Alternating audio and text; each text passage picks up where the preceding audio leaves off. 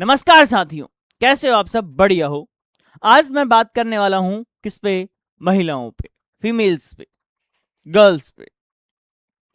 मैं क्यों बात करने वाला हूं? क्योंकि हमारी जो मेंटलिटी है इतनी खराब हो चुकी है कि हम फीमेल्स को एक आदर से तो देखते ही देखते हैं, बट थोड़ा दया से ज्यादा देखते हैं। जबकि बिल्कुल अच्छी बात है, बट दया से हमें इसलिए नहीं देखना है कि वो एक विशेष है, कि उसके पास कुछ चीजों की कमी है, इसलिए नहीं। इसलिए उसको बराबर से देखना है कि हाँ, जितना मेरा एग्जिस्टेंस है उतना ही इसका भी इम्पैक्ट है। समझ आई मेरी बात? देखो क्या होता है कि हम लड़कियों की पहचान कैसे करते हैं कि ये इसकी बीवी है, ये इसकी बच्ची है, ये इसकी बिटिया है, अरे ये इसकी बहन है। क्या एक्चुअल में उसकी वही पहचान है क्या? नहीं है ना। उसकी खुद की भी तो एक पहचान है। वो उसे कब मिलने वाली है, और वो उसे तुम कब देने वाले हो, मैं उसे कब देने वाला हूं? बताइए। जबकि इस वर्ल्ड को चलाने के अंदर जितना रोल फीमेल का है उतना किसी का भी नहीं है। क्या समझ आई मेरी बात? जितना रोल फीमेल का है उतना किसी का भी नहीं है। अब पूछोगे कैसे? देखो, एक मानव का जो जन्म होता है, एक ह्यूमन बीइंग का जो जन्म होता है, वो किसके थ्रू होता है? वो होता है एक फीमेल के थ्रू। एक फीमेल एक बच्चे को 9 महीने अपने पेट में रखती है, अपने गर्भाशय में रखती है, उसके बाद उसको जन्म देती है, उसके बाद उसका भरण पोषण करती है अपने दूध से। यानी कहीं ना कहीं एक फीमेल जो है, कहीं ना कहीं नहीं, मस्टली एक फीमेल की वजह से ही दुनिया चल रही है। तो कहीं ना कहीं वो आपसे ऊपर है, बराबर नहीं, ऊपर है, ऊपर। लेकिन हम उसे निम्न स्तर पे छोड़ दिया करते हैं और कहते हैं कि बाद में कि स्त्री तो दया का पात्र है, स्त्री तो एक विशेष एबिलिटीज धारण करने वाली है, वो दया का पात्र नहीं, वो बराबरी का पात्र है, वो हमारा से ऊंचाई का लेवल रखने वाली महिला है। अ, हम बात करेंगे बहुत पहले की। तो पहले भी ऐसा ही हुआ करता था कि फीमेल्स को ज़्यादा अच्छी सुविधाएं नहीं दी जाती थी। अगर हम बात करें एजुकेशन की, तो लोगों को लगता था कि लड़का ही जो है घर का चिराग होता है, इसी को पढ़ाएंगे और यही हमारे जो घर है उसको आगे लेकर जाएगा, यही हमारे जो कुल को आगे बढ़ाएगा। ठीक है, और फीमेल्स को नहीं पढ़ाया जाता था। धीरे धीरे ये मेंटेलिटी खत्म होने को है, और कहीं अभी भी, कई जगह तो अभी भी है। लोग समझते हैं कि फीमेल जो है, तुम उसको पढ़ा लिखा के क्या ही करोगे, है तो ये पराया धन। पराया धन बोले तो ये, जैसे लड़कियों को लक्ष्मी बोला जाता है और कहा जाता है कि लड़कियों को दूसरों के घर ब्याह के जाना ही है, तो हो गया ना पराया धन। तो इसकी वजह से लोग उसे इतना ना पढ़ाते हैं, ना इतना तवज्जो देते हैं, और इस पराये धन के नाम पे अपना जो पूरा का पूरा प्रेम, स्नेह और पैसा जो है अपने पुत्र के ऊपर लुटा दिया करते हैं। और कहते हैं कि बाद में इसके पैसे, शादी के लिए भी पैसे जुटाने हैं, तो उसको पढ़ा लिखा के क्या ही करेंगे। तो मैं उन मूर्खों को बता देना चाहता हूं कि तुम्हारी लड़का तुम्हारा जो लड़का है वो कुछ करे या ना करे, बट ये बिटिया वो कर जाएगी जो तुम्हारा लड़का कभी नहीं कर पाएगा। तुम इसे मौका मत दो, तुम इसे बराबरी का हक दो। तुम हमेशा कहते हो कि लड़कियों को भी मौका मिलना चाहिए। अरे मौका क्या होता है? लड़कियों को ऐसे बोलो ना कि बराबर का हक है उसे, वो जो चाहे वो करे। मौका क्या होता है? तुम होते कौन हो उसे मौका देने वाले हो? बेटा, उसने तुम्हें इतना मौका दिया जब तुम इस धरती पे आए हो। समझ आई मेरी बात? तो तुम कोई नहीं होते हो उसे मौका देने वाले। तुम मौका दोगे उसे? तुम उठा के देख लो हमारा इतिहास। तुम रामायण की बात करते हो, रामायण के अंदर दशरथ की जो पत्नी थी, कौन सी? महारानी कैकई, भरत की माता श्री। उन्होंने दो वचन मांगे थे उनके पतिदेव से। कौन कौन सा? कि भरत का राज्याभिषेक और श्री राम को 14 वर्ष का वनवास। क्यों मांगा था? क्यों देने को मजबूर थे? क्योंकि उस माता कैकई ने राजा दशरथ की सहायता की थी कि चलते युद्ध के दौरान उनका रथ का एक पहिया पहिया व्हील जो है निकल गया था। उनका जो कीला होता है, ऐसे डालने के बाद ऐसे कीला लगाया जाता, वो निकल गया था। तो उन्होंने अपनी अंगुली डाल के उसको, पहिए को रोक के रखा था। यानी एक ऐसी कैपेबल महिला, तो उनको तो देना ही था वर। अब उनकी इच्छा, वो जो चाहे वो मांग सकती हैं। तो महिलाओं का इतिहास तो इतना गौरवशाली रहा है कि मैं क्या ही बोलूं। लेकिन हमेशा उनको एक सुपीरियर मेल के द्वारा दबा दिया जाता है, उनके अधिकारों को छीन लिया जाता है।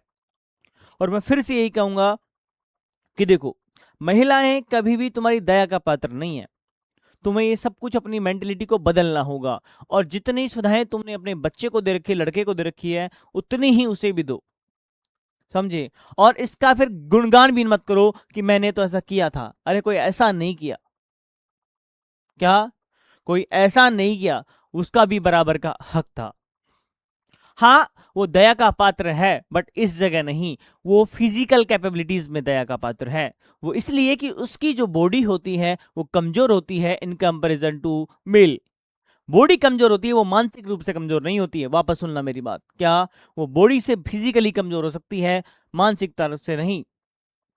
और वो भी इसलिए क्योंकि उसने तुमको जन्म दिया है। तुमको जन्म देने के लिए उसने एक मेंस्ट्रुअल साइकिल नाम का एक फिनोमिना अपने अंदर डेवलप कर रखा है, और उसके थ्रू एक बच्चे को जन्म देती है। और उस फिनोमिना की वजह से उसकी बॉडी से पर मंथ 100-200 ml तो ब्लड निकल ही जाता है। 100-200 से कम मान लो, लेकिन सबका अपना अपना होता है। लेकिन 50 ml तक तो निकल जाता है। यानी तुम जब कट लग के करते हो ना कि मम्मी मर गया मर गया मर गया, उतना तो वो हर महीने तुम्हारे को जन्म देने के लिए बचपन से, यानी 13-14 साल की उम्र से वो बहाती हुई आई है। तो तुम उसकी क्या बराबरी करोगे। उसके बाद ब्लड की बात नहीं कर रहा, उसके बाद इतनी पीड़ा कि मैं क्या ही बोलूं। ये जो तुम आज देखते हो ना कि क्या नाम से पैड्स यूज करो और दर्द भगाओ, और दिखा देते हैं कि लड़की आई, पीरियड्स हुए उसके, और पैड्स दिया उसे गिफ्ट में, और वो साइकिल चलाते हुए भागे, क्रिकेट खेलते हुए दिखा रहे हैं। भैया जी, पैड्स यूज करने से कभी भी दर्द खत्म नहीं होता है ना। पैड्स यूज होते हैं ब्लड का जो लीकेज है उसको बंद करने के लिए। अभी नीट का पेपर जब लीक हुआ था, जब लड़कियों का एक रील वायरल हुई थी, उन्होंने कहा था कि हमारा जो 10 रुपए वाला पैड है वो भी लीक नहीं करता, और इनका नीट का पेपर लीक हो जाता है ना। तो केवल और केवल वह लीकेज के काम आता है, नहीं कि दर्द रोकने के। क्योंकि उसके अंदर कोई प्रोटीन नहीं निकलता, उसके अंदर कोई न्यूट्रिशन नहीं निकलता, उसके अंदर कोई मेडिसिन नहीं निकलती है। उसके अंदर एक स्पेशल टाइप की कॉटन होती है, वो ऑब्जर्व कर लेती है, एब्जॉर्प्शन कैपेसिटी उसकी ज्यादा होती है। तो ये कहानी है। दूसरा, जब वो एक बच्चे को धारण करती है, तब उसका भरण पोषण वो अपने खून से करती है, अपने ब्लड से करती है। अब मैं ये नहीं कह रहा हूं कि बायो का टीचर होकर कि वो ब्लड को डायरेक्ट पिलाती है, वो ब्लड ही कन्वर्ट होता है उसके न्यूट्रिशन में। समझ आई मेरी बात। और बाद में ब्लड से ही मिल्क का फॉर्मेशन होता है, और अपने बच्चे को लैक्टेशन प्रोसेस के द्वारा मिल्क फीडिंग कराती है, और तब जाके तुम्हारा एक निर्माण होता है। अगर माँ अपने बच्चे को मिल्क फीडिंग में ना कराए ना, तो तुम ताउम्र न जाने किन किन बीमारियों से ग्रसित होते रहो, और तुम उसको दया का पात्र बताते हो। तुम उसे विशेष कैपेबिलिटी क्या नाम से सुविधाएं देते हो। अरे विशेष सुविधाएं की जरूरत नहीं है, उन्हें उन्हें बराबरता का अधिकार होना चाहिए, बस। दो मैं नहीं कर रहा हूं, मैं उसका वो विद्रोह नहीं कर रहा हूं कि तुम विशेष अधिकार क्यों देते हो, अच्छी बात है। तुम उन लोगों को मोटिवेट कर रहे हो जो उनके खिलाफ क्या करते हैं, साजिश रचते हैं, उनका शोषण करते हैं।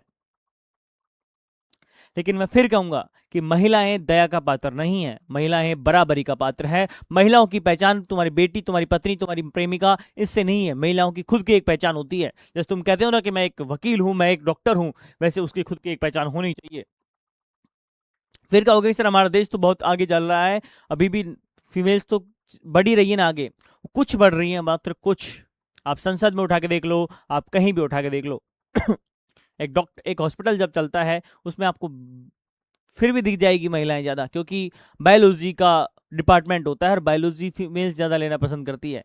लेकिन आप जैसे ही बायोलॉजी से हट के दूसरी ब्रांचेज में जाओगे, वहां पे आपको फीमेल्स की संख्या अपने आप कम होती चली जाएगी।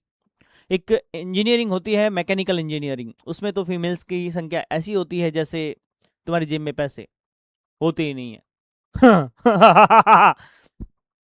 और हमारे देश की क्या, फीमेल्स नहीं की, मैंने ये फोटो लगाई है यहाँ पे पीछे, वो इसलिए लगाई है कि यहाँ पे केवल मैं एक हमारे देश की महिलाओं की बात नहीं कर रहा। महिलाएं कहीं की भी हो, वो सम्माननीय है, वो आदरणीय है। मुझे नहीं पता कि देवी उन्हें क्यों कहा जाता है, क्यों नहीं कहा जाता है। मैं उन्हें देवी बस इसीलिए कहता हूँ कि उनके पास ये कैपेबिलिटी है, जो वो एक नए जीव को जन्म दे सकती है अपने शरीर को काट करके, और ये कैपेबिलिटी उन्हें देवी का दर्जा देती है। तुम्हारे अंदर इतनी दम नहीं है, तुम्हारे अंदर औकात नहीं है कि तुम्हें किसी भी दूसरे जीव को पैदा कर दो, वो करने की क्षमता रखती है। समझ आई बात? तो इसीलिए वो अपने आप में देवी है। और तुम कुछ भी करो, कुछ भी मत करो, लेकिन उसकी रेस्पेक्ट करना सीखो। रेस्पेक्ट बोल के नहीं, मन से। मैं फिर कहता हूं कि फीमेल्स चाहे कितनी ही गलत हो जाएं, वो फिर भी तुम्हारे लिए आदरणीय होनी चाहिए। तुम्हारे संस्कार इसी से झलकने चाहिए कि तुम एक दूसरी फीमेल को कैसे ट्रीट करते हो। अपनी घर की फीमेल्स को तो सब अच्छे से ट्रीट करते हैं, लेकिन दूसरे की बिटिया को, दूसरे की बहन को, दूसरे की पत्नी को तुम किस नज़र से देखते हो, कैसे बात करते हो, कैसे कहते हो, वही तो तुम्हारा असली संस्कार दिखाता है। मैं ये बात इसलिए कर रहा हूं कि अभी क्या हुआ कि आज से 1-1.5 महीने पहले कॉकरोच जनता पार्टी का जंतर मंतर पे प्रोटेस्ट हुआ था, और उस प्रोटेस्ट के अंदर देखने को मिला कि लड़कियों की ना जाने कितनी ही रील्स वायरल हुई। उन्होंने कहा कि हमने यहाँ पे इतना सेफ फील किया जितना कि हमने घर पे भी नहीं किया। किसी भी लड़के ने उनके साथ छेड़छाड़ नहीं की और कोई उनके साथ दुर्व्यवहार नहीं हुआ। हर फीमेल वहां पे सुरक्षित थी, और अगर दुर्व्यवहार की वीडियो वायरल हुई तो वो केवल और केवल दिल्ली पुलिस के द्वारा किया गया था। अब जंतर मंतर पे दूसरा प्रोटेस्ट स्टार्ट हुआ जिसका नाम था रिजर्वेशन हटाओ आंदोलन। उसके अंदर मुश्किल से 2 दिन हुए थे, और उसके अंदर से फिर से लड़कियों के लिए छेड़छाड़ की जो घटनाएं वो सामने आने लग गई हैं। ये कैसी मानसिकता है, कैसे लोग हैं, मुझे तो ये समझ में नहीं आता।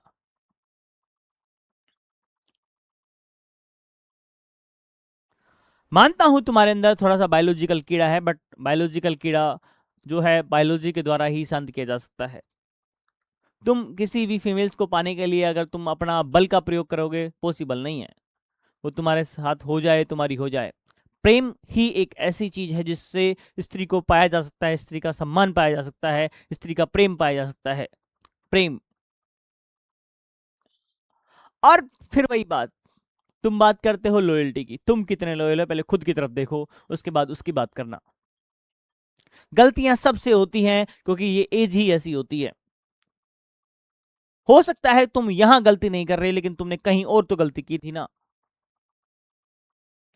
तो तुम आज सही हो, इसका मतलब ये नहीं कि तुम उससे डिजर्व करोगे कि वो भी आज सही रहे। तुम कल गलत थे, बात वही है। गलत तो तुम भी हो। फिर कह रहा हूं कि always respect womens, girls, always. कोई तर्क नहीं होना चाहिए, कोई कुछ नहीं होना चाहिए। तुम ईश्वर को मानो या ना मानो, एक फीमेल को जरूर मानो, क्योंकि कहते हैं कि संसार ईश्वर ने बनाया, इसलिए ईश्वर का सम्मान करना चाहिए। लेकिन उसकी कोई श्योरिटी नहीं है, लेकिन इस बात की श्योरिटी है कि तुमको बनाने वाली एक महिला थी, और ये बात तो तुम्हें पता ही है। इसलिए फिर तो तुम्हें ईश्वर से ज्यादा सम्मान, ईश्वर से ज्यादा पूजा, ईश्वर से ज्यादा प्रार्थना उस महिला से करनी चाहिए कि हे देवी, आपका बहुत बहुत धन्यवाद, आपने हमें जन्म दिया। इसी बात पे मैं चाय पीता हूँ, एक फीमेल के द्वारा बनाई हुई। जय हो। है ना? तो चाय आ गई है, मैं चाय पीता हूँ। बाकी आपको बात समझ में आ गई होगी। जय हिंद, जय भारत, और नारी शक्ति जिंदाबाद।